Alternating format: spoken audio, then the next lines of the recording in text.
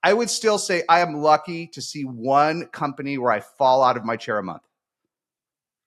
Everyone talks about deal flow. I think they all lie or are delusional, right? I was just talking to someone, watching a video this morning where someone was saying how they had to see 1,000 deals last year. I'm like, well, I mean, I guess it's possible.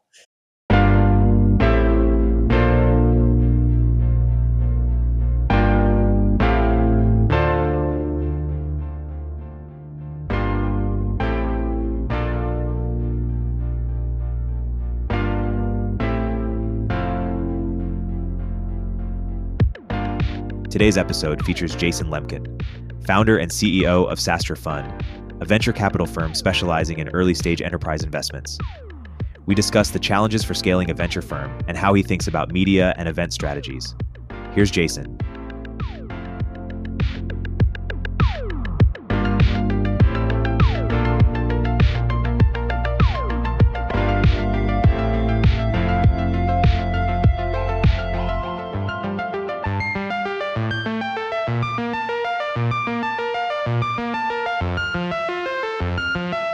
Well, this episode, I'm trying to do something different than what I've heard in other episodes, and I've heard almost every podcast I think you've been a guest on, and I'm trying to go deep on the business. I don't do that many actually, but yeah. Yes, I'm trying to go deep on the business of SaaStr, both the fund and the business. So first, I'll just start by saying thanks for coming on the podcast. Really excited to have this conversation. Thanks for the time. Okay, Jason, why don't you give us from the origin? You're one of the very few people who's built a sizable venture fund and also a sizable business next to each other in ways that complement each other and are synergistic with each other. At least seemingly so. Yes. Very few people have done that, right? Harry Stebbings has done it in a smaller capacity with doing VC. But why do very few people do that? And why have you decided to do it that way? Well, look, Harry's done it in a big capacity. Ultimately, he will do it in a way much bigger than me. I think I was kind of a historical accident to both investing and I guess to building a media company, if that's what we want to call SaaStr. I think of it as a community. The term community has evolved a lot, so we can call it media, but I started early. I started in 2012. I started the day I left Adobe after my last startup was acquired, a company called EchoSign. And I queued up 100 blog posts of my learnings as a founder, and I wasn't allowed to do them as a corporate vice president. It wasn't a negative for Adobe. It just required a lot of oversight. So I didn't end up publishing my top 100 learnings. And whenever the first SaaStr post was in 2012, I had 100 queued up in WordPress. And but it was really just me sharing my learnings. And I myself, in some ways, was inspired by Mark Sister's blog, which a lot of us who've been around a long time used to read. And I wanted to do a SaaS version of it and all the mistakes I made. I started at the same time as David Sachs at Yammer and Renee Lessert at Build and Aaron at Box and Peter Gassner at Viva. And obviously, they were all much more successful than me, but I was the first with an exit. So I was the first one that had nothing to hide. I didn't have to pretend. I didn't have to pretend I was better than I was or things were better. So I just shared my learnings. And in fact, the original dumb title was Catharsas. So stupid because it wasn't meant to help me. It was meant to be cathartic for other founders, but catharsis rolled off the tongue even worse than SaaStr. Although I may own don't steal, whoever's listening to this or watching, don't steal the domain name if I didn't take it. But that was actually the original title was Catharsas. But we could talk about why it actually took off. And, now that I watch what other folks have done, 2012 was very early for social media because social media has changed so much, right? But it did take off, at least within CEOs and founders, right? Within a core group. And then not much later, I got recruited to join the VC firm, one of the VC firms that had funded me. And I really had never done investing before. I'd been a founder multiple times. I'd pitched 150 VCs. I wasn't even particularly passionate about VC. But in the early days, the deal flow was really good, right? So my first deal was Pipedrive, which sold for 1.5 billion cash. The next one's Algole, which hopefully will IPO next year. I was the first seed investor there. Third one is TalkDesk, which is doing hundreds and hundreds of millions. It'll IPO. The fourth one was Greenhouse, which was bought for almost $1 billion and will IPO. The next one was SalesLoft, which was acquired for $2.5. I was 5 for 5.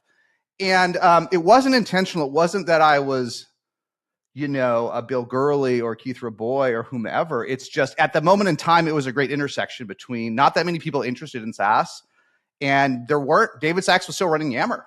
I mean, there weren't that many people. Now, fast forward to today, there's 100 founders with investing that were much better founders than me, right? And they're investing on many levels.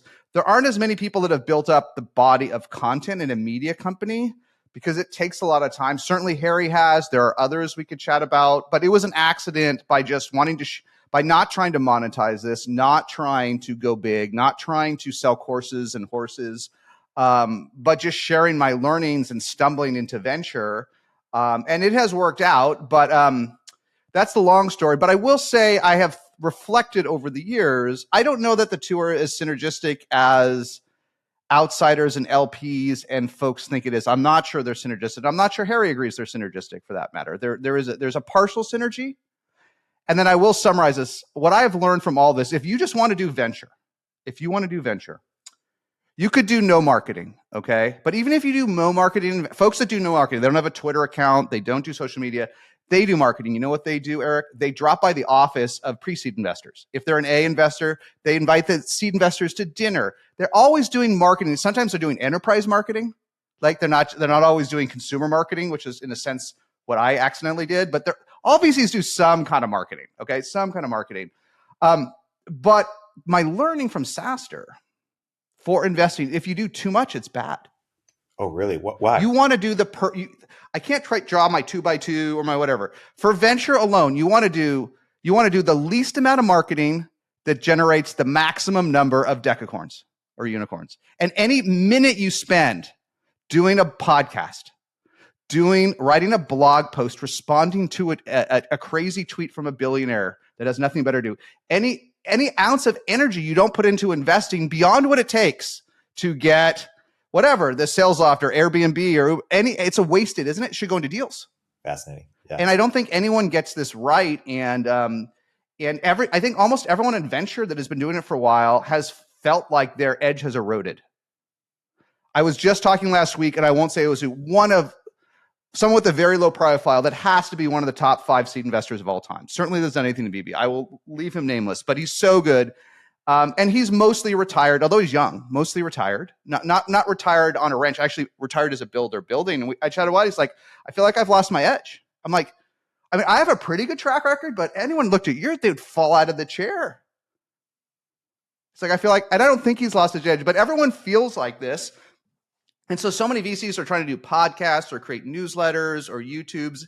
And I think it's all good for founders because that's helpful. But I don't know. I think it's just like table stakes or misguided marketing, or it just, so anyhow, you want to do the perfect amount. Yeah. VCs have to market, but they all market differently. And some of them don't even realize they're doing marketing. What do you mean when they don't realize they're doing marketing? Look, if you're let's say you're someone like Mamoon Hamid, okay, who runs Kleiner. People love Hamoon up and down the stack, but he does a lot of lunches and dinners. Yeah. You don't see, Mamoon does, and he taught me about venture. He's one of the first people I met when I started to invest. Aaron Levy told me to go meet him, and I met him, and I gave him Greenhouse and Front and a bunch of other deals that we did. And, he does, you don't see him on 10,000 YouTubes, do you? A couple, right? But it's like a favor. Yeah. But he, in his own elegant way, I talked to so many top VCs and they're like, oh, I just had this lunch with Mamoon, or I was just at this thing. So in his own way, he's got to build out his spider web to create deal flow with founders and other folks. So, but that's not what it looks like on Twitter. Twitter, everyone with a $3 million fund is doing 88 tweets a day. That's their marketing. Yes, exactly. Yes. Sharing all their brilliant learnings from their one markup. This is how you do venture. I got one Series A markup last week. I know everything. Yes. Yes, definitely a lot of that. A lot of that. And so what does edge look like in venture anymore? What are real edges? I don't know. I'm still trying to process it. I don't know. I think that I don't know that there is a true edge. I know LPs want there to be an edge. I think that there's so much capital at the seed and pre-seed. It's so much since there's so much that you still want to be picked. Being picked is the edge. Being picked remains an edge today. But beyond that, some of it, I think it's just tough. If a founder that is in the upper right of the 2x2 of like hot and a little bit of traction, and they have the right kind of hot. It's just, I don't care. Outside of March 2020, like it's just not that hard to get funded, right? It used to be like if you were a hot Series D company, there were only 20 investors, but you'd get 20 term sheets, right? If you were at 50 million, growing to 100%, low burn, you'd go meet with all the growth and crossover investors and you'd set a data room and you negotiate. There were no data rooms for seed investors 8 years ago. Now they all have data rooms. I'm being fishy. I mean, it is still seed and pre-seed. To have that experience, you still have to be privileged. You have to have the right background. You might have to come out of Stripe or Y Combinator or have the perfect pre-seed. Like it's not easy. But I don't know that there's a magic edge, but it really still helps to be picked. But I think folks that are just good pickers, it's tough in seed. It used to be great that seed investors, people struggled to raise it and you could just be a great picker. But I don't know that there's room for great pickers in seed and pre-seed anymore. There should be, but I don't know. I don't know that there is. Right. Is it just too crowded? I think you have a luxury of time when you hunt for outsiders. But too many folks want to be in the upper right of the 2x2. They want the person that came out of Databricks or OpenAI, and they want early but a little bit of strong growth, and they want the right thing. And they're just those should be priced to perfection. That's the marketplace, right? And in fact, the problem with venture is the stuff that's priced to perfection in the short term is horrendously overpriced in the short term. Maybe not the long term, right? But we thought, what did OpenAI do the penultimate round at? 20 billion? Yes. We thought it was crazy. But you could have flipped your pseudo shares in a year for 80 billion. So it wasn't crazy, but it was certainly priced to perfection. So I don't mean that this media, if you want you can do it, this overlap of like media, community, and venture. I do think it's interesting, but I would just caution folks to not over expect from it. And like many things, don't try to emulate what else you see there, because I don't know that it's more nuanced and harder than it looks, right? I would say I have a pretty good following in cloud and SaaS. Okay, I think it's pretty good. It's high on the list for many years. I would still say I am lucky to see one company where I fall out of my chair a month.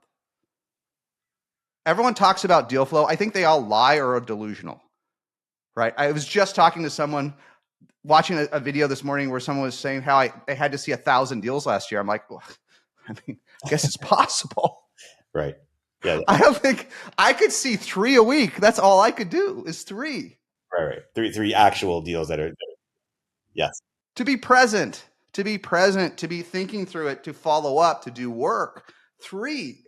So, and I'm lucky to see one with whatever I have, the community, deal flow, brand, life experience, catharsis, whatever. I'm lucky to see one, not good, but where you fall out of your chair. And when I reflect on my learnings from the last 24 months, learning since 2001, the worst investments I made, I didn't do any, I don't have enough money, but I didn't do any like 100x crazy deals myself. I had a couple in the portfolio, but I didn't do any myself. But the mistake I made in 2001 that I'm now having to dig out of today is when I invest in anything that wasn't great. Right? And so all this energy, 10,000 blog posts and 782 this and 4,000 Quora answers and millions of newsletters to meet one a month I fall out of my chair on. One. Fascinating. One. If you had a more efficient way to do it, don't do the social media, don't do the community, don't do the content. Find one other way to just be Mamoon. Go meet with the best pre-seed investor and have him just say, hey, this is the best one in my portfolio. Just go meet with that one. Yeah. Don't do all this other stuff. It's dumb.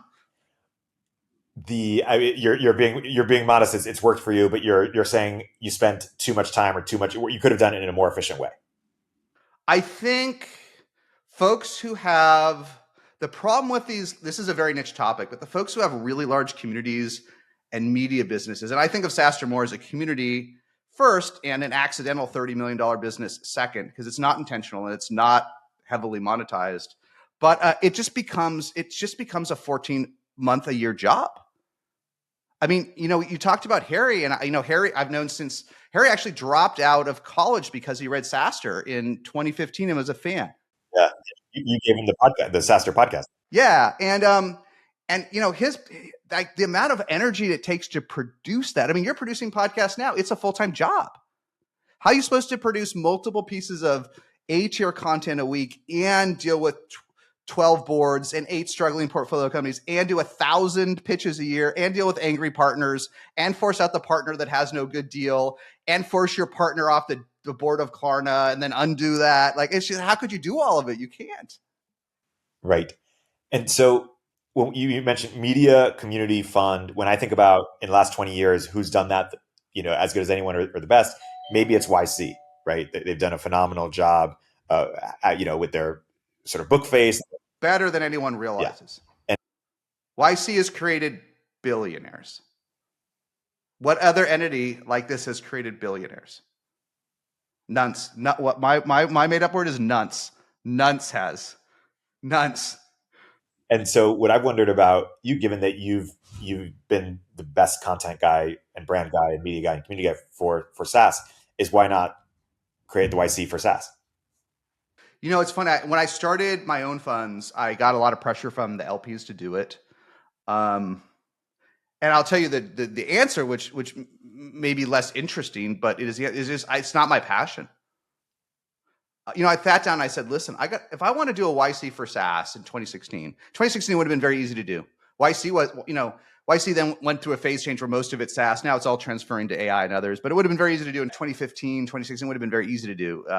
We had a co-working space with 100 great startups, multiple unicorns in it, could have easily asked everyone for 7%. But I thought about it, I'm like, God, then I got to hire like 20 people. I got to divide the carry up 20 ways. I got to deal with their headaches. I'm like, I regret selling my last company, but one of the reasons I did it was not to have these headaches. A lot of founders want to get rid of the headaches. Now I got to deal with 20 ego-driven pseudo partners, each arguing over 1% carry, squabbling with each other, backstabbing each other. Then I got to sit in the damn meetings and listen to the 100 stupid companies they want to do. And then even worse, what they do at YC? Maybe Gary doesn't have to do this. And I do love Gary since we started investing together. But I can't read all those applications. I would jump off the roof. I hate, I'm a decent investor. I hate pitches. I can't stand them. You'll never see me at a pitch competition.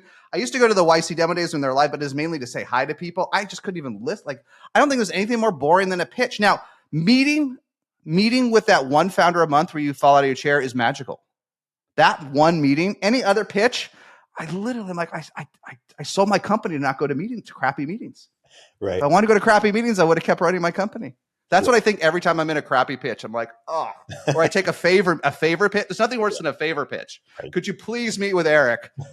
All right, Erik, how you doing? Well, we haven't grown the last 4 months. But if you help me full time, I really think, and help me hire a whole sales team, I really think we could grow again. I'm like, yeah, I want to end the meeting immediately, but will he write about me on Bookface? Okay, I don't know what to do.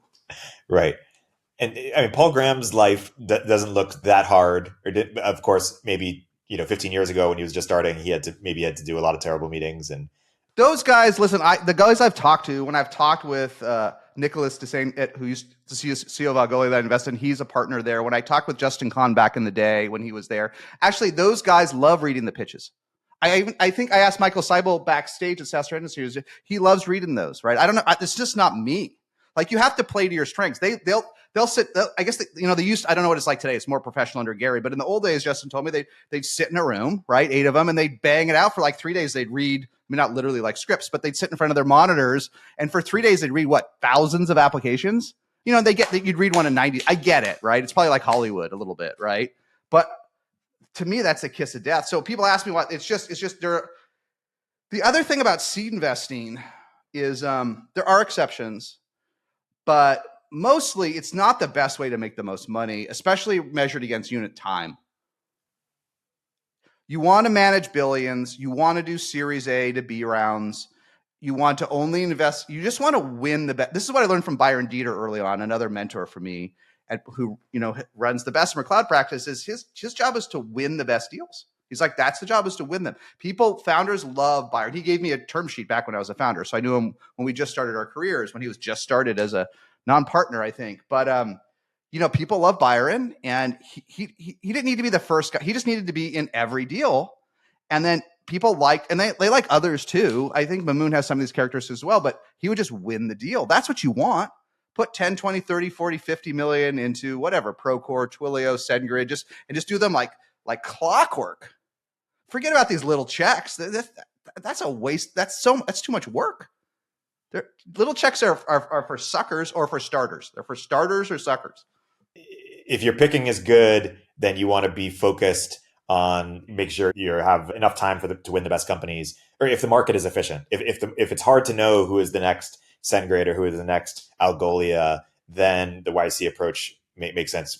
And that's why they do it super early when it's hard to know and get special economics for it, or the pre-seed and seed. Well, maybe if I think about the Garys and the Byrons and the Mamoons and the others, maybe, and I think about why I didn't do some of the things you asked, right? I think people will disagree. I think you got to play to your strengths, and people's life experiences, their tolerances, they actually line up to different check sizes and stages. And it doesn't necessarily mean you get to start there, right? But like for me, I'm naturally a late seed guy. Okay. I'm all about this. I'm very passionate about sales as a practice, as a craft. And I have people love SaaStr for this, but that doesn't help for pre-revenue, does it? I mean, a little bit, but it's not that. And it doesn't help for growth. Right. But for folks between 100K to $1 million in revenue, they're searching for the questions that SaaStr has the answer, but it's my passion. That's my passion. Right. And Gary left, initialized, and, the economics are none of my business, but we have a large LP base overlap between initialized and me. And they were sad. The LPs were sad. I don't know how the last funds will do, but the first couple funds phenomenal, right?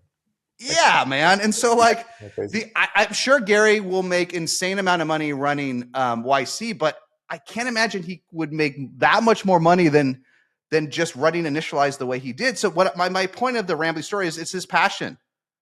Gary, I wrote some tweet about Gary going to YC. I forget what I wrote, and he wrote back, "YC saved me." It's his passion, right? And it's for late stage folks, I think their passion is purely making money. And you got to respect it. It's not me. I'm a founder. They're not founders. Late stage guys usually aren't founders sometimes, right?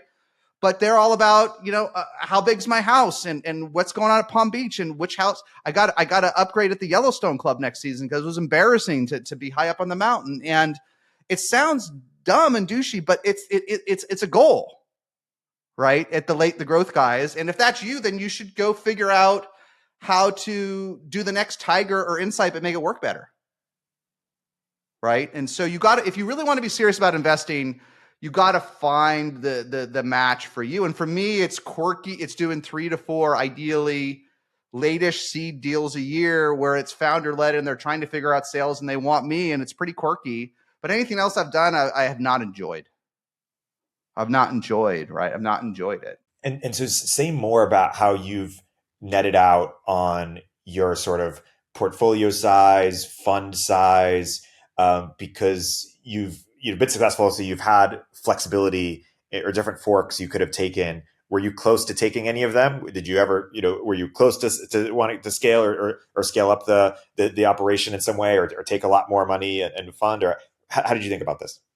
Well, I definitely think the way I've done investing is dumb. What way? Seems to have worked.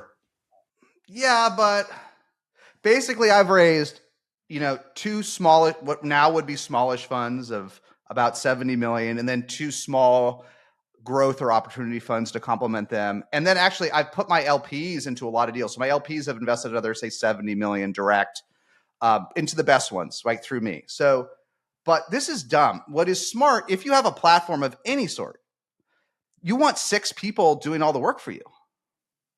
I look at for example, someone that is under the radar that should not be is David Cummings. Most folks that have not been in SaaS world don't know David. David may be a billionaire. I don't know it doesn't matter. But David started a company called Pardot that was acquired not long after EchoSign was. So we started at the same time. It was acquired by ExactTarget, and then Salesforce bought it. And Pardot now does $500 million under Salesforce. Adobe Sign's in decline, but it still does over $200 million of Adobe. Our lives were parallel. The main difference was he bootstrapped his company and owned 80%. So he walked out of ExactTarget with $80 million in cash. He turned around, bought a decrepit skyscraper in Atlanta for $15 million, turned it into a tech village. I copied that with our co-working space back in the day. And then he just started co-creating companies. He co-created SalesLoft, which sold for $2.5 billion. He was the first angel in Calendly. The list goes on and on. He became the kind of the quiet king of Atlanta and played to his strength. And he's got this group and that group. He's got 50, 60 people doing all this stuff or whatever it is. I did this dumb thing of I was unable to find. We have a pretty good team on the community event content side. Like, it's pretty good, but I wasn't able to find the right people on the right journey with me on investing. I tried and I've failed. I've brought multiple people on to work with me. And maybe if I was more a money manager, I would be more Machiavellian about it, but I'm not. I'm a founder, and I didn't find my co-founder in investing. Let me put it this way. If I'd found my co-founder, and I had one not that long ago, there was one person who will go nameless. I have pretty good, right? I offered this person half of all the carry. No one does this in venture, right? Does anyone offer you half the carry off the bat? But I knew that this wasn't just another investor. I knew this could be my co-founder, right? So so I said, listen, like, I know that if I give you half of everything, either 1 + 1 will equal 3, or at least my life will be better. My quality of life, one of the two. Either my quality of life will be better, or I will make more money, or it will be better. We will do more, or we can go out and raise more money and you can deploy it, so I don't have to deploy it, right? Ultimately didn't want to do it. Wanted to join a huge mega fund, which is what this person ended up doing. But that's what I failed at as an investor, was finding my co-founder rather than finding a bunch of mercenaries, which is the truth is most funds have investors, but they're kind of a bunch of mercenaries. There's rare examples like ENIAC that really were friends in elementary school. And Homebrew is very interesting. Satya in particular was very helpful for me when I started. And I always thought he and Hunter were an interesting pair years ago, but they really are venture spouses, aren't they? But it's rare. It's rare that you find your co-founder, and I think Satya and Hunter did, and I think the ENIAC guys did. But that's what I needed to scale, and I failed. I failed to find my co-founder, right? And I haven't given up, because I literally offered someone this 50% carry in the last 24 months. So I'll never give up until they roll me out in a wheelchair. But I didn't want to scale on my own. It wasn't fun enough. It's not enough money. I don't need that. It's just not worth it. It's 14 years to get the carry, and it's a lot of drama. And I already have a car. and so, do you think you found the sort of final form factor of what SaaStr is and will be at the fund level? And it's just, hey, how do we rinse and repeat? Just do amazing fund after fund, or? No, I don't think I've figured it out yet. I just learned I want. There's the fund and there's SaaStr Inc. I would like to get SaaStr Inc. It's hard. This year will actually be a tougher year, but I would like to get it to 100 million. That'll be fun. That'll be fun to get it to 100 million. And I have never fully figured out venture at all. But what I have learned is it's hard, but you just, if you got to be patient. There's no point in doing dumb deals. There's no point in forcing things. There is point in going all in, go all in on your best deals, don't hold back, but there's no point in going further than that. Right. So, if you can see one fall out of your chair deal per month and do a couple of those a year and end up with 3 or 4 fund returners per fund, you do pretty good. And I don't actually like the way I invest, but, I know we will always make money, 0% chance. If I only pick the best of the most high velocity inbound SaaStr fans that have good growth and good metrics and great CTOs, and I just pick a few of those a year, I may never approach the returns of the best, but I think I can do top decile. Right? It's enough. It's, I don't think a venture is like a mitzvah. Right? I think being top decile is a good goal. Forget about Twitter, but I feel like, and I also feel like this approach, I don't really believe that like doing 50 investments per fund is such a great thing. I don't believe the math diversifies risk, but I do believe if you have enough good deal flow and picking, you can almost guarantee you're going to make money in venture. You can almost guarantee it. You just need, you can, again, venture is about making one great investment a year until you're a mega fund, right? One a year. And you can even 18 months is okay. Right? Even 24 months is probably okay. Like as long as you have some good ones, right? It's not, if you have an engine, and I suspect all the best investors, one or another, like it is stressful, right? But I think they all have an engine that at least sort of works so that they can get one or two great deals a year done, right? It's all that matters. Nothing else matters in venture except getting one or two. It doesn't matter if you add value. It doesn't matter if your NPS is low. All that matters is every year you get into one or two good deals, and maybe in a small fund, maybe even just one's enough. So the person who joined the mega fund instead of joining you, separate the person, that decision, the economic calculus between co-founding something smaller or joining a mega fund, is it basically there's higher risk, higher reward, i.e. if you perform really well, you'll make more money in the earlier stage, or what's the way of thinking? No, I think the interesting learning was that this person in particular just wanted the benefits of the mega fund and was okay with the downsides. Like, okay, if you go join a mega fund, you know what the one thing is for sure? You work for somebody. Whoever it is, people may not get it who listen or watch. The bigger the fund, the fewer the people that run it.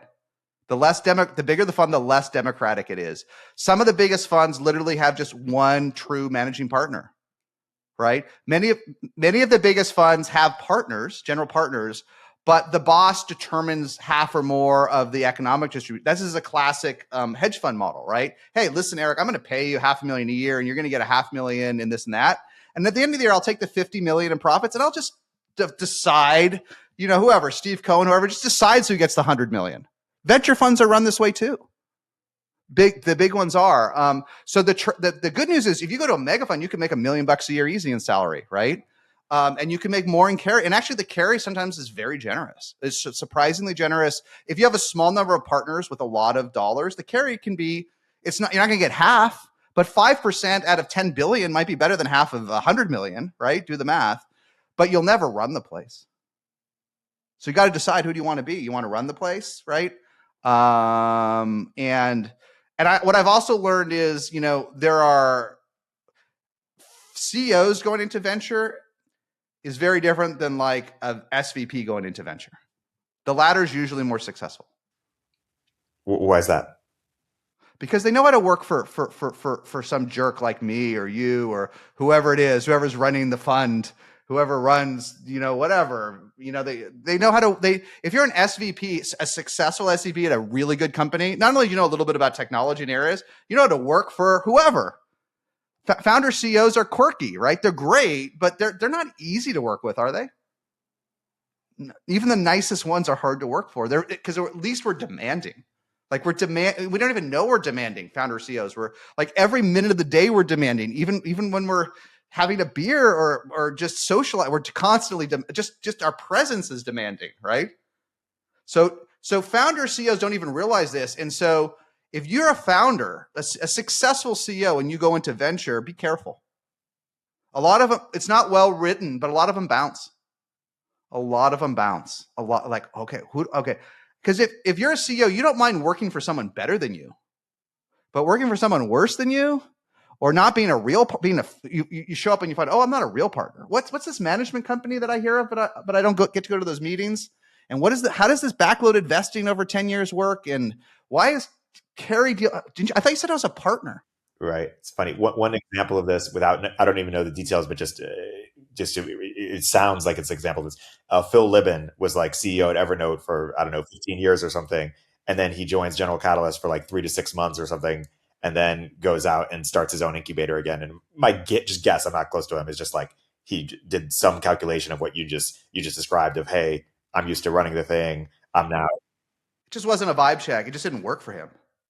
No matter how much they pay. I mean, General Catalyst, not everyone knows them, but I mean, they could pay them whatever they want in salary, right? The mega fund's salary doesn't even matter. It doesn't. It doesn't. I mean, it matters if you have 1,000 people working at your fund. But if forget all it's just if your partner's title at a mega fund, it doesn't matter, right? If you have 100 million in fees, people think these fees are not free. You have to return the fund, like it's real work. But the short-term economics, the folks that run the fund, if you're whatever, who's the guy that runs Vista, Robert, whatever. I mean, he's making billions, right? And probably used to have the majority of the economics. But if he's got to pay you and me $2 million a year and we deliver, he doesn't care, does he? Right. He doesn't care. Hey, we'll continue our interview in a moment after a word from our sponsors. Over 100 startups launched today. Do you know who they are? If you're not seeing interesting startups, none of your downstream processes matter. How you source deals at the earliest stages could be your most consequential investment. Harmonic is the most complete startup database, finding new companies as soon as they incorporate and tracking them through IPO. You can create a search tailored to your investment thesis. In one search, filter over company data, including venture stage, industry, and geography, founders and operators' backgrounds, and traction metrics like headcount changes, social media audience, and web traffic growth. Importantly, Harmonic instantly surfaces warm connections to help you connect with founders. The results are delivered on autopilot, wherever you most need them. Over Slack, email, or via API, directly into your CRM, integrating seamlessly into your software stack. Learn why Craft, Bedrock, NEA, and hundreds more trust Harmonic's data by visiting harmonic.ai or use the link in the description. Make sure you mention our podcast, Turpentine VC, during your demo. Hey all, Erik Torenberg here. I'm hearing more and more that founders want to get profitable and do more with less, especially with engineering. Listen, I love your 30-year-old ex-FANG senior software engineer as much as the next guy, but honestly, I can't afford them anymore. Founders everywhere are trying to turn to global talent, but boy, is it a hassle to do at scale, from sourcing to interviewing to on-the-ground operations and management. That's why I teamed up with Sean Lanahan, who's been building engineering teams in Vietnam at a very high level for over 5 years to help you access global engineering without the headache. Squad, Sean's new company, takes care of sourcing, legal compliance, and local HR for global talent so you don't have to. With teams across Asia and South America, we can cover you no matter which time zone you operate in. Their engineers follow your process and use your tools. They work with React, Next.js, or your favorite front-end frameworks. And on the back end, they're experts at Node, Python, Java, and anything under the sun. Full disclosure, it's going to cost more than the random person you found on Upwork that's doing 2 hours of work per week but billing you for 40. But you'll get premium quality at a fraction of the typical cost. Our engineers are vetted top 1% talent and actually working hard for you every day. Increase your velocity without amping up burn. Head to choosesquad.com and mention Turpentine to skip the waitlist. Let's get into the SaaStr media business, particularly sort of the business model and the different things you could have chosen but decided not to. Why don't you talk about sort of the evolution of the business, and then let's talk about how you get from 30 to how'd you get to 30, and then let's talk about how you get to 100. Yeah, well, look, it was all an accident. I mean, unlike folks today are much more intentional, I think, because there's more people to copy. I didn't have anyone to copy other than that little bit of Mark Sister's blog. Copying a blog is copying, but it's not really copying much more than that. You built on top of it. Yeah, a verticalized version. It was just more an inspiration. But I mean, the simple answer is, look, I started writing this blog, and then like the first day I wrote it, I wrote the first real post was called "Everybody Lies," and it was about real revenue for a whole bunch of people before they IPO'd. And I wrote it, and I got a like from Aaron Levy. Okay, so I knew Aaron, but I didn't think he'd write. So I kind of got inspired, right? And so it took off, and I saw more things happen. And then I'm like, a couple months, I'm like, okay, well, I've never been to a meetup in my life. Like, I'm not that social, but let's do a meetup with nothing, no content, no anything. And like, it sold out 400 people. And I'm like, oh, that was cool. And then like, okay, let's do another. That was like in 2012. And like in 2013, let's do another meetup. And now I had like one session with my old VP of sales. Like 800 people, 700 people came. And I'm like, wow, that's a lot. I'm like, and so I said to a friend of mine who did these small events, I said, let's do a SaaStr annual in 2015 for a day. And, it sold out. We had 1,800 people come. And then we did the next year was 3,000. So the point of that story is I did not intend to like be producing mass scale events with hundreds of sponsors and media and stuff. It was truly organic in a way that I don't think would happen today. It was very innocent, right? It was literally like, I don't like meetups, it was really born out of me being forced to go to like parent events at school and not knowing what to talk to people about unless they were the SaaS CEOs. Like I would hide in the corner and see the couple of folks at school who were SaaS CEOs because I knew what to talk. I just couldn't just talk about like skiing or the grass or football. It's just not. I got like 8 minutes of that. Right. But I could talk about SaaS for 2 hours. And so I'm like, okay, I kind of like these meetups, even though I wasn't that. And so anyhow, so this event thing took on a life of its own. But then the problem was, Erik, is that it all broke every year because events are so expensive and complicated that I just couldn't, I outsourced the first 2 years. Okay. First year, we had 400K of revenue. I wasn't even paying attention. Okay. We had 400K of revenue without trying. It cost 200,000. I gave 100. So we had a 200K profit. I gave 100K to the guy that spent 10 hours or 20 hours putting it together. And I gave 100K to the person that was helping me work part-time. I took 0, 100K to each of them. Great. But next year, 3.6 million. Okay. And I didn't do anything. And the great thing was, it's about a week before the second SaaS round in 2016, where we got 3.6 million in revenue. And the outsourced person that's helping me says, good news, we got a $2 million surplus. Whoa, like I didn't even I didn't know how anything worked. Like I didn't care. I had a life to live. He's like, yeah, you take $1 million, I'll take $1 million. I'm like, well, you keep your $1 million. I will pay some of my $1 million to the team that's helping me, and I'll put some away for next year. I don't actually need any of the dollars, but you take your $1 million, great. That was like Thursday before the SaaStr annual. On Saturday, we get an email. He's like, oh, I forgot to put food and beverage into it. He forgot to put 1.6 million into the budget. And then the mistakes compounded. I know. And we went from a $2 million surplus to nothing out of the 3.6 million. It was all wasted.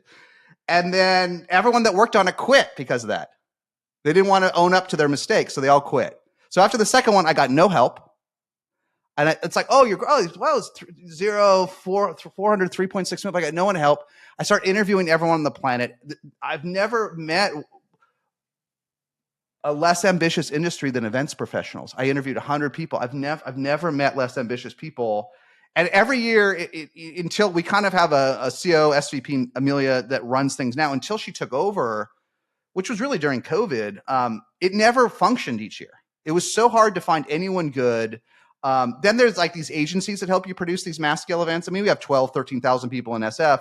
These agencies, they're all basically built on ignorant clients and ripping them off. This is an industry of ripoffs. And so what would happen is someone would come in and they would be like, well, you have to use this terrible AV company that's $2 million a year, and be like, I don't think I have to. And it turns out it's their cousin's company. And it turns out of the 2 million, they're taking a 500K kickback themselves. And it turns out for 1 year, they're only willing to record audio. 1 year, we didn't even get video off 3 stages because the captive person that was a cousin was only willing to do audio. So you know how much time it takes to work through that level of mediocrity and all the other, and this whole industry is based on every bigger event you've been to, at like the bigger ones, they're all basically, no matter what anybody says, when you interview these folks, they all lose $2 million. They all lose $2 million. And I didn't want to lose $2 million every year. Like it wasn't fun for me, Erik. Like if I had to like save the world from COVID, I would lose $2 million, right? Or to save people's lives. But I really didn't want to lose $2 million every year putting on the SaaStr annual, with 11 thank yous. So anyhow, maybe that's much more than you asked. So it's very interesting, but we can talk about the business itself. A meta life lesson is I'd never been in an industry before. And I've done as a founder, I've done hard tech, I've done software, I've done, crazy stuff. I never found an industry where I couldn't find like these incredible people. Like, even if there's only like 5, like you hunt them like a heat-seeking missile. Find the best scientists in your industry, the best technologist, the best developer, the most, do whatever it takes, give them whatever they want. Just ask them. And, but for this mass scale events thing, and trust me, I know the people at ShopTalk, Money 2020, so many places, a few folks at website, they don't exist. There are no gurus. Interesting. But I mean, aren't these businesses massive? Like Money 20 didn't it sell for like $300 million? Money 2020 does about 100 million revenue today. It's sold for 100. A lot of the stories on the internet are always inflated, aren't they? Yeah. Hooray! Our startup sold for 400 million. We raised 600. The stories are there's always some asterisks and daggers against the operator version of most stories. But Money 2020 is very successful. ShopTalk sold for 150 million at about 25 million in revenue. So there are stories. if you're really interested in the business model, if you really want, I consider SaaStr a community plus events plus digital media. We do about $2 million a year of digital media. We should do more, but we do about $2 million of podcast and newsletter and other stuff. And then whatever the balance of the 30 is ultimately events related, primarily, not entirely. But the real play of these events things is the unit economics are terrible until you break through massive fixed costs. Okay. So for example, SaaStr annual costs $10 million to put on to turn on the lights.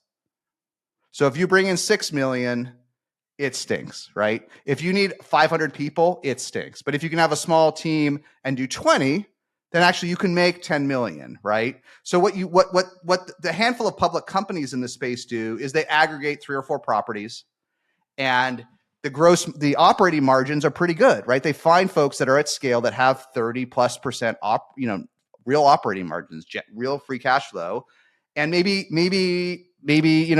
Money 2020 can only do 100 million, and Con Lion does like 150, and Shop Talk does 80. But if you get 4 or 5, if you buy one every couple of years, you can have a business that deserves tech-like multiples, doesn't it? If it can do hundreds and hundreds of millions, growing 30% or more a year with 30 to 40% operating margins, that's a tech-like business with some recurring characteristics, right?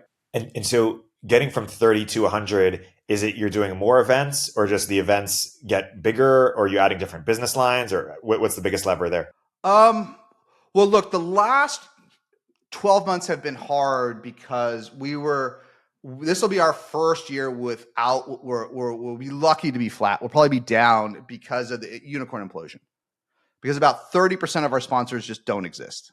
Okay, you can't make that up. We're making that up in some extent with better folks. We have a bigger partnership with IBM, bigger partnership with Oracle, bigger partnership with Cisco, and that's great stuff. But you can't make up for the willful abandon of marketing spend of 2021. It'll take a few years to get back there. But the simple answer is just this: look, and people don't get this. 40% of all marketing spend goes into field. 40% of all marketing dollars go into field marketing. Field marketing is annoying. It takes a lot of work. It takes humans. You got to fly places. You got to have a popcorn machine. You got to do a lot of things that feel very old school, don't they? A booth. But the thing is, it works. And the reason field marketing works, which took me about 8 years to figure this out. I didn't know when I was doing field marketing. I didn't know when I was doing this. Is look, it's really basic. The best events in business. We could talk about Coachella and some other things that I've learned about too. But the best business events do something very fundamental. They bring, by their nature, the best buyers and sellers together. They are a marketplace. It is a weird marketplace. It is not eBay, right? Or whatever. But the best buyers go to 1 or 2 events a year. And they go either to meet their existing partners, or they go to meet ones in the pipeline, or they go to ones they are interested in buying. Oh, hey, Drada or Vanta or whomever, I need to do this SOC too. It's good to see you here. Tell me a little about it. That's super valuable. Hey, like I'm a little bit on Google Cloud. I'm a little bit on AWS. I'm thinking about doing this. AWS, I can't talk to anybody, but Google Cloud's a 5-year SaaStr annual sponsor. If I can talk to someone good there, it can tilt the deal. So my point is, not everyone's good at this stuff. Like you and I probably aren't good at field marketing, but it's 40% of spend. So that's the thing that's not obvious, right? So how could SaaStr get to 100? Well, how much is cloud growing each year? Significantly. So the simple idea is, look, if you have a top brand and you attach to something that has certain macro growing characteristics, if you can even increase market share a little bit over 3 or 4 years, if SaaS overall is growing 20% a year, grew much faster the last couple of years, and you do that for 5 years and you increase your market share, you should be able to go from 30 to 100, shouldn't you? Not in a week. It's going to take 5 years. It can't be done in a week like OpenAI, but you have been a strong brand where you create that marketplace, and you have the macro trends. And these macro trends, in investing, it takes us a little while to see them. But, I've got a couple of investments that are in the Shopify ecosystem. You can literally see them accelerate as Shopify accelerates, right? It's like high correlation, right? So that's how you get to 100, is just that cloud is even with this last year being weird with a lot of budgets being cut, but so much money going to AI, it's like a weird year. It's still a force of nature, right? It's SaaS is 200 billion, but overall business software will cross $1 trillion this year. $1 trillion in spend, right? So, but this 40% into field marketing, I did like 6 SaaStr angels till I even knew this. Yeah, it's fascinating. I've been trying to study these businesses like Industry Dive or Informa, these kind of like vertical specific. Yeah, Informa is one of the ones that does these Yes. roll-ups and other Yeah. things, right? Some do it better than others, but yeah. But you got to have, some of them used to have like an old, if you study, and you've probably studied Informa more than I have. Some of the old model was have 200 events, right? I think the old Informa, the old Essential, the other model was, look, we're gonna have the oncologists of the Florida Panhandle, and we're gonna have the hematologists of North Saskatchewan, because they're all, we can make a 500K or $1 million on these, and we roll them up. But I think the margins got so compressed in these subscale events that I think all of them abandoned this broad category, and they're like, hey, we want some $100 million type properties, right? Yeah, totally. There's more of them than you think if you really dig, right? There's more of them than you think. You mentioned at the beginning of this interview, kind of offhand, that Harry might make more money than you with his media business. No, I think he'll make more money investing and will invest. I think Harry will invest an order of magnitude more than I will. At least an order of magnitude. And that's because he just wants to. Well, he's starting earlier. 1, 2, I love my portfolio companies. 1, he started earlier. 2, he has more passion for investing as an investor. And 3, he's going to raise a lot more money. Harry will raise billions of dollars. He will raise billions of dollars before you know it. And he will ultimately be whatever he builds on his team, he will be, a very successful managing general partner of billions of dollars. I'll never manage billions of capital. I'm out before a billion. It's not my passion, but Harry will manage billions, and the LPs love him. And he's a good capital. He has a very specific model, and he's a good capital allocator. Yeah. It's interesting. I'm trying to figure out my passion with this stuff too. And it's interesting because I helped start Product Hunt. I started on deck. So that's the, community media stuff. I helped start Village Global, sort of wide ranging seed firm. And I'm figuring out in 2024, kind of like, what's the combination of my passion and the best business model for it? Because in some ways it's been kind of like a hybrid or intersection between, so right now it's trying to build this media company that is something like a Lenny or Harry for X. You're trying to find, what you were able to help Harry do in terms of build his brand. I mean, in some ways, I used to say SaaStr for X, right? Like vertical media. You went really deep, able to create both media business and investing business. If we could help other people do that for their areas of expertise, and help them get started, give them a platform, pay for their salary to leave their job and go do it. Maybe there's some roll up there. I'm curious for your reaction to that idea, or your broad advice for me. We're just chatting for the first time in person. Well, maybe 2 things. First of all, a lot of these things, like when you really get to know them, they're more nuanced than they look. So what SaaStr is very different than Lenny or Harry, both of whom, I just got to know Lenny. I've known Harry since literally he was 18 years old, or 17, I think. But SaaStr is a trusted resource for first-party knowledge, first and foremost. Harry is an interviewer, and now truly an expert in venture, like off the charts expert. When he started, he was just a student of venture. Now he still has, we all have more to prove as investors our whole life, but but he is an expert in every part of venture. Lenny, I think, is a classic curious mind. He's like, to me, and I only know him a little bit, but having now interacted with him a bit, he's like the talk show host of product. Like, he has this curious mind, which too many people do podcasts and they talk about themselves or their product. They don't have curious. So he's great, but he is not like a trusted subject matter expert for scaling the product of your company, is he? He's a creation of media around it, right? And Harry is like that for venture. So I actually think you can build SaaStrs, but I don't think they're like that. I think they're more like Freight Waves and other things like this, where you have deep knowledge, and they're better than SaaStr in some ways. I think you could build that. My point is, it looks similar to those, but it's not. People go to SaaStr. It has to be incorruptible. It has to be unimpeachable. It has to be honest. It has to not be a game. It has to 95% of 99% of SaaStr is free. No one's ripping anybody off. No one's trying to over monetize you, right?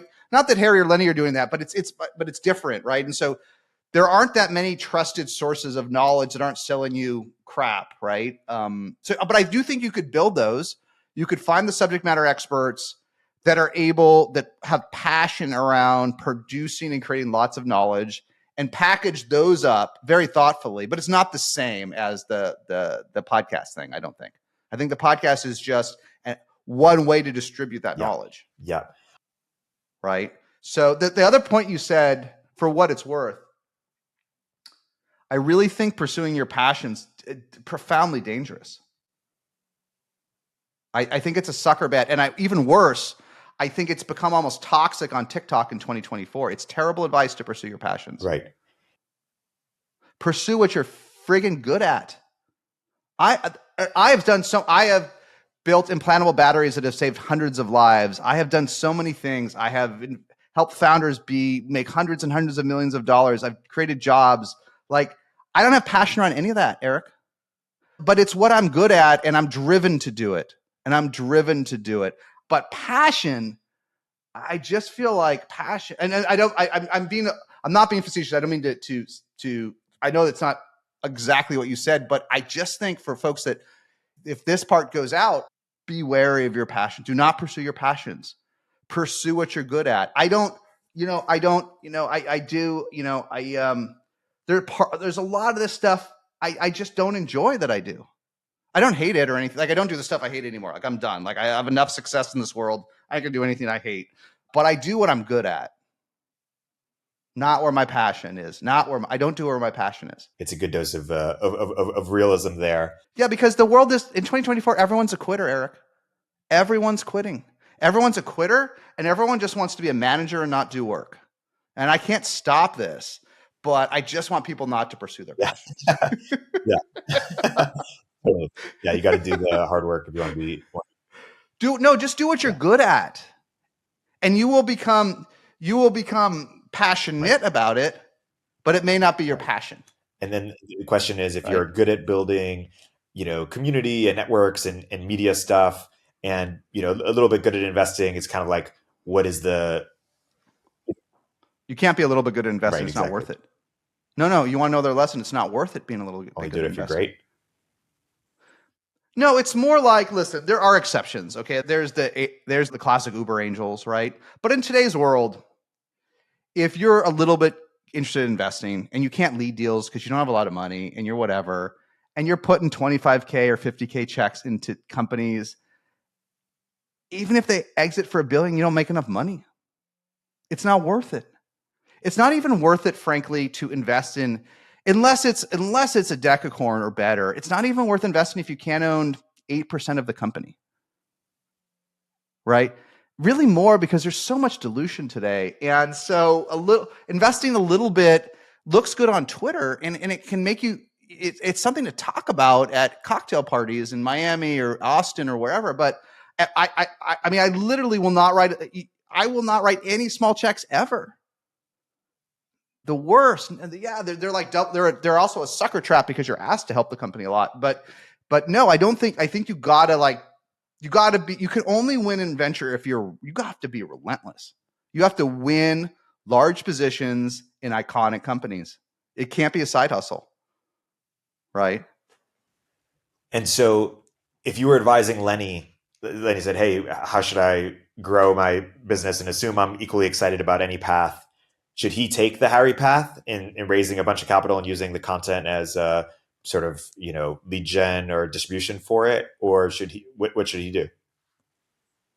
Listen, I don't have access to Lenny's financials exactly, or if I did, I certainly wouldn't share it with you. But to answer the question more in a hypothetical, Lenny's done some things saying that his business does $500,000 a year. Maybe it does more now. It certainly grows. I could see it doing more, right?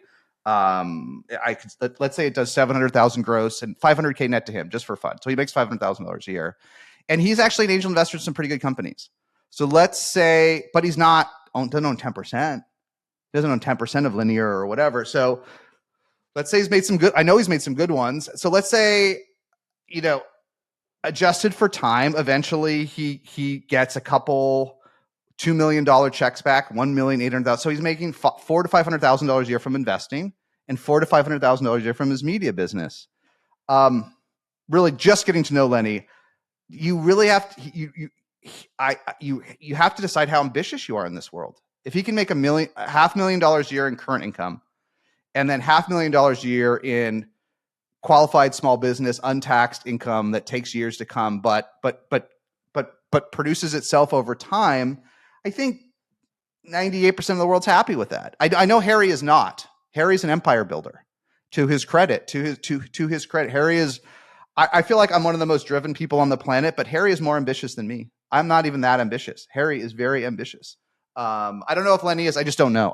But let's assume he is. Most people would cut off their left ear to have Lenny what Lenny has today, but he didn't get it overnight, did he? No. And I think he makes a bunch more. I'm not sure, but I think he's absolutely crushing it. He might make a lot more. There was just an article that like a year and a half ago that said he made 500 that he was on. Listen, if SaaStr digital media does 2 million, he could make more, right? It's none of my, and it's literally none of, if I knew, it's none of my business. I'm just having fun with the published thing that said it was 500K, whatever, 2 years ago. Totally. And I'm just using him as a stand-in for Packy or just any business creator who's an expert on a sector or a position and does investing on the side is the best way for them to make money. Because I'm kind of in this position as well, and to some degree, just going all in on investing, or is it building? I don't know. I listen. I've never talked. I don't even know Pat. I've never read anything he's written. I know people love him, but I do think he's raised like $400 or $500 million. Right? It's a lot of money. He's raised a lot, but he's raised. I know he's raised hundreds of millions of dollars. I think we have an LP in common. I think he's raised hundreds of millions of dollars. Okay, so if you raise hundreds of millions of dollars, and a lot of these small managers charge 2.5% in fees per month as a solo GP. Yeah, it's hard for your podcast ads to keep up. But probably if he had, my guess is he really is a full-time investor with this media on the side. Lenny is a full-time media guy that is brought in, that great investors bring into the cap table. It's a different model. And being brought, if you have a brand, like it is something I thought about in the earlier days of SaaStr. Do I want to be the guy that's brought into the cap table? Do I want to bring because I would get these deals in the early days I brought in, right? Harry was that guy in the beginning too. And what I quickly realized is they all want me to like hire their whole sales team for them. Like I can't do that for a 25 or 50K check. I blow my brains out. But someone like Lenny who people love and has great distribution, he might provide just the right amount of value for a 50K check. Like that might be the perfect, going back to our conversation, I'm just hypothesizing that could be the perfect match to where he's good, his strengths, his business model. And maybe Packy's got to write $10 million checks, given this fund size, 5 million, I'm guessing, right? He can't write 50K checks. They got to be he's got to write 7-figure checks, right? And Harry writes 5 million. Harry's average check size is 5 million. His average is 5 million. That works his model. What do you think about the Tegas business model or sort of this business model of like, or PitchBook or Crunchbase, like paywalled data product that sells to investors late stage or hedge fund, private equity, et cetera? Well, listen, I mean, I've gotten a few pitches over the years and I haven't taken them far enough to really be an expert. I guess,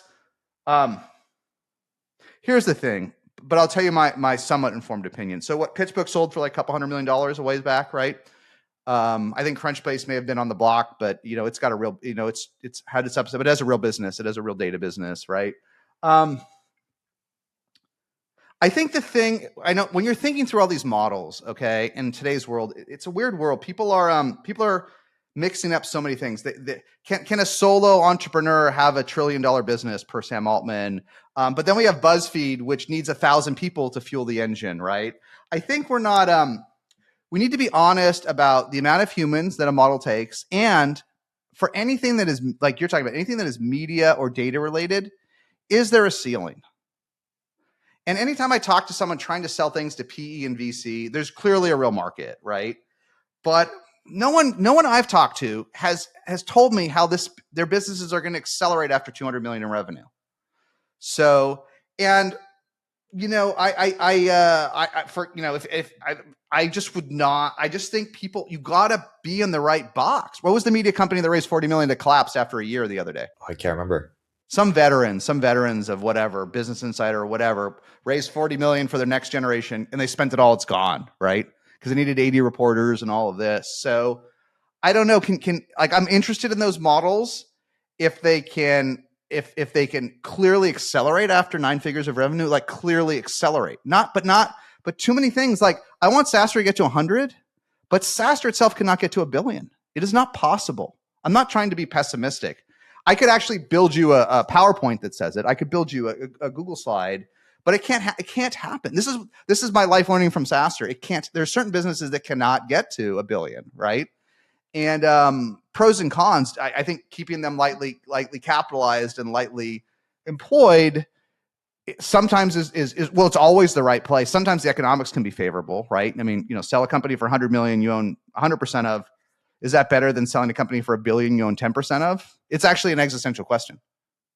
It's an existential question. It's because it's what journey do you want to be on, right? But anyhow, I'm rambling. But I see too many data businesses decay. I see too many that have trouble scaling, and so that's why this is my really long-winded question of saying I'm not sure. I'm not sure. But VCs are cheap. Yeah, and so maybe you only do that business if you own 100% of it, or something. Yeah, but you can't invest in, if you're going to be a VC, like you can't own 100% of the company. Right. Like it might be nice if management owned any of it. I'm also a skeptic. Right. The other thing, okay, everything we've said so far, I feel like I have some life experience and some good knowledge. I'll add one other thing, which I do have some life experience on, but maybe I'm wrong on this next one, but I'll give you my opinion. Way too many people are trying to build too many income streams, too many compound businesses. Too many charlatans on Twitter or X are claiming, hey, I've got 11 $2 million SaaS businesses, each putting out $500K a year. So I'm making $6 million personally for my 11 SaaS businesses. Bless their soul. I don't know anyone that can run 11 businesses at the same time. I know Harry and I are both struggling to do what we do. Harry's struggling, and Harry's wildly successful, but we're both struggling just to do what we do. That's like 1.5, right? Now you could hire 100 people, right? But way too many people want to do 11 pitch books or 12 data plays together. And, the folks that really do that well, the PE firms have armies. They have armies. So I would caution people to pursue their passions. I see so many folks these days, and I see it with with mediocre founders, and I see it with a lot of sales executives now. I can't say how many VPs of sales I interview that have 2 or 3 jobs now. And you know what? Some of them do fine, Erik. Some of these VPs of sales do fine, but they never do great. How can you be VP of sales at 2 different companies and run a real estate business and do another business all at the same time? How can you, when I write this on LinkedIn or anything, I get lit up as toxic or whatever, but how can you run 3, maybe with 30 people? How can you run 3 full-time businesses, right? So that's why my point is, I think I'm right about this. My point is I'm wary of these seemingly easy to aggregate businesses. I'm wary of it. Now, I do think if you can do it, and maybe you'll do it with these vertical SaaStr's, I do think if you commit 1,000 hours a week and figure it all out and do new things, I do think it's a superpower if you can do this. If you can, but it is not to be done lightly, right? Combining 10 full-time jobs it can be done, but it should be done intentionally, right? Not 10 lifestyle businesses do not equal one great lifestyle. I think they create instant decline in all 10 businesses. They instantly all go into decline, right? Yeah, that's a good cold open. The last question I'll ask is, if you're an empire builder like Harry, do you end up building sort of this massive fund of funds, or like what is an empire builder in VC to do? He's already started with the sales and his product thing. I don't know. We'll watch. I love Harry. We'll watch where he goes. He has a long run ahead of him. I think it's funny if you go to SaaStrFund.com. I have some dated testimonials on it from when I raised the first fund, and one was from Josh Stein, who now runs Threshold Ventures. And for the first fund, he's like, $60 million. That's jaw dropping for a first fund, and this is just 2016. It was jaw dropping. 68 million, 70 million. Okay, whatever. That was. Now Harry is part of an avant-garde he has help but solo GPs that manage hundreds and hundreds of millions. How much does Elad Gil manage? He manages billions of dollars as a solo GP. Who's the Trip Actions guy that hangs out at Cafe Vero in Palo Alto? He manages billions. That Israeli-American VC. He's in all the good ones. He manages billions. Elad manages billions. I believe Harry will manage billions, and maybe these other guys that I don't know, Pack and others, they'll manage billions. They will manage billions. And will this model break at some point? Maybe. Is it efficient though? It's very efficient. Is it attractive to LPs? It remains attractive to, here's maybe the last point. It remains attractive to LPs in 2024. It remains very attractive to LPs to pick their manager, not their fund. LPs still want to pick the best manager. They don't want to be forced into a fund they don't want. And LPs have gotten to grips with that, hey, I may have to write a larger check into a solo GP than I used to. There may be risk, hit by the bus risk, gets tired risk, doesn't have a team risk. But my learning from the last 18 months is they're willing to do this with very large checks. They're willing to take, and it's a risk, right? LPs all have a portfolio themselves, right? They don't have one man. No one has one manager. But you've got to have a couple of outliers in that portfolio where the math breaks, right? And they're willing to take this risk that, hey, I'll fund a solo GP with 400 million. When in 2016, a solo-ish, not even solo, a solo-ish GP with 70 million was seen as very risky, very, very risky. And 400 million is not seen as risky, right? So I don't know if that's exactly what you're asking, but that's the world we're in. And it's not so much that I think Harry's going to build an empire, and he may. He already is sort of building a mini empire. But what I think Harry is doing, and a few others are doing, which I don't care about, is they're hyper attuned to the markets and the landscape and what LPs want and where venture is. And I haven't changed. I want to write $1 to $4 million checks when things are just taking off. I wrote those checks in 2013, and I wrote them in 2021, and I wrote them I didn't write them when the world ended in March 2020. But other than that, I've written the same checks. Mr. Fuddy Duddy here. I've written the same checks, even as the world has changed. But Harry and the others you described, they play the market as the market has evolved, right? And I think that's the right. I think that's why when we started this, it's one of the many things I think I've done wrong. I haven't changed. I'm not interested in changing, right? It's not that I don't recognize the power of it. It's just it's my mistake because it's not where my passion is, Erik. So I'm making a mistake. Well, you've stayed true to what you're good at and how you want to spend your time, which is for better and for worse, as you've described in this episode. Let's wrap on this. I appreciate you sharing your learnings and your wisdom with us. I've really learned from watching you build SaaStr and the content you've put out for all of us entrepreneurs. So thanks so much, Jason. The only one I'll add, you can end it. The one I'll add, I always want to be positive and helpful. I would just caution people. You asked all the right questions, I think. I wouldn't have even gotten this 24 months ago. Media businesses are hard. Not only are the BuzzFeeds hard and the Lenny's hard, but even just selling courses is hard. It's hard. Media business, the funky thing about media business, what I don't get is like, look, if you have product market fit, you can scale fairly quickly, but then you hit a point, and then we can break. You hit a point, and I didn't really get this until 12 months ago. After all this time. At some point, the fact that it's not truly software recurring revenue, at some point, no matter what you tell yourself, no matter what you at some point it bites you. It bites you because the way these software businesses scale is with north of 100% NRR. That's the way they scale because it gets harder and harder to get customers, and you deplete markets, and you have to expand, you do this. And these media businesses can seem to have very similar characteristics, but just be thoughtful about where the headroom is and where they hit. And that if I had to, my biggest investing mistake of 2021, I made quite a few. I still did okay in that batch, but I'm also going to have my two biggest losses ever, even though they're not that large. My two biggest mistakes was confusing pseudo recurring revenue with recurring revenue. I asked David Sachs the same question in SaaS Triangle this year. You can watch the session on YouTube. He said, me too. He said, I did a bunch of these. He's like, for example, I invested in a real estate brokerage that we thought was SaaS. Turns out it's just a real estate brokerage. And there's elements in media. So don't be suckered in by the small amounts of easy money in the early days, because there's small amounts of easy money, right? There are issues that don't exist in software. You don't get the scale benefits. You don't get the lift, right? At some point in software, it never gets easy. But it gets a little bit easier when you have 120% NRR, right? If you have 120% NRR and you're at scale, we know we're going to grow 20% this year, don't we? But a media business could go from 100 million to 10 million in 1 year. Right. Unless you're Freightwaves and you figure out how to convert media to data or media to SaaS. Yeah, but even there, it's interesting that they're dumping the media business, right? And they're converting to data. So there's Crunchbase too. There's a few other examples like that. I don't think that challenges my point. I think it reinforces it. Is that he hunted to find ways to do more with this, right?